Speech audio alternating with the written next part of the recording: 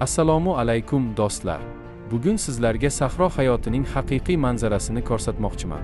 Mana bu insonlar tuya bilan uzoq yo'l bosishyapti. Bu sayohat emas, bu hayot. Har bir qadam, har bir qarash, sabr va mehnat. Ko'pchilik oson hayotni ko'radi, lekin haqiqiy mehnatni hamma ham bilmaydi.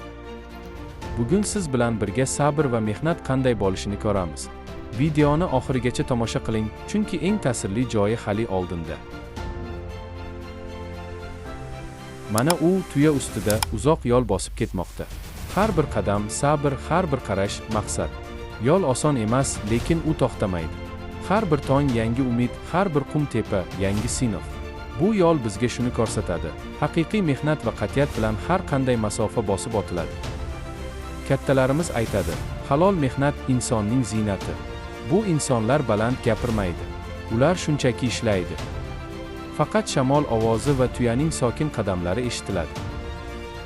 Chunki ular biladi, rizq harakat bilan keladi. Yana bir hikmat bor, sabr qilgan odam kam bo'lmaydi. Tuya sekin yuradi, lekin to'xtamaydi. Hayot ham shunday. Shoshmasdan, sabr bilan qadam tashlagan odam manziliga yetadi.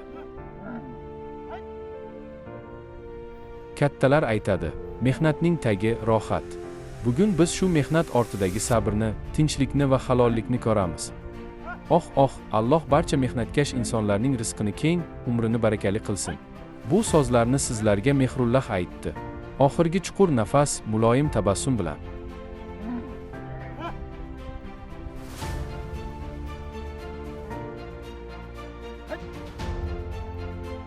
Bu kasb ota-bobolardan qolgan meros. Bu nafaqat ish, bu qadriyat. Halol topilgan bir burda nonning qadri juda baland.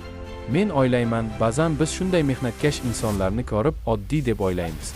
Lekin aslida jamiyatning mustahkamligi ham shunday halol insonlar bilan turadi.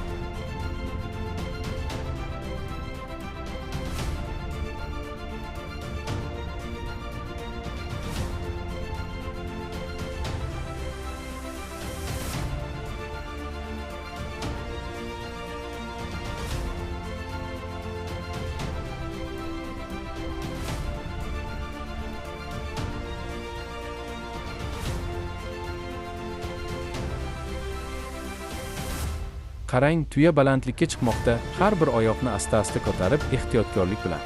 Har bir qadam sabr va qat'iyat timsoli. Balanddan qaraganda hammasi kichik ko'rinadi, lekin har bir asta qadam ulkan mehnat natijasi. Sahro keng, yo'l uzoq. Har bir qarash, har bir nafas oldinga intilish, maqsadga yaqinlashish. Balandlikdan ko'rgan manzara sokin, tinch, ammo ortida ulkan kurash yashiringan. Har bir oyoq harakati, sabr, har bir qadam qat'iyat. Balandlikdan tomosha qilgan kishi uchun bu kichik, lekin ular uchun hayotning katta sinovi. Yo'l hali davom etadi. Har bir qadam bilan ular orzulariga yaqinlashmoqda. Kattalar aytadi, mehnatdan keyingi dam eng shirin dam. Shu oddiy olov atrofida qancha mehnat, qancha sabr, qancha halollik mujassam. Bu faqat choy emas, bu tinchlik. Bu halol kunning yakuni. Tuya yo'l yurdi, inson mehnat qildi va nihoyat manzilga yetildi.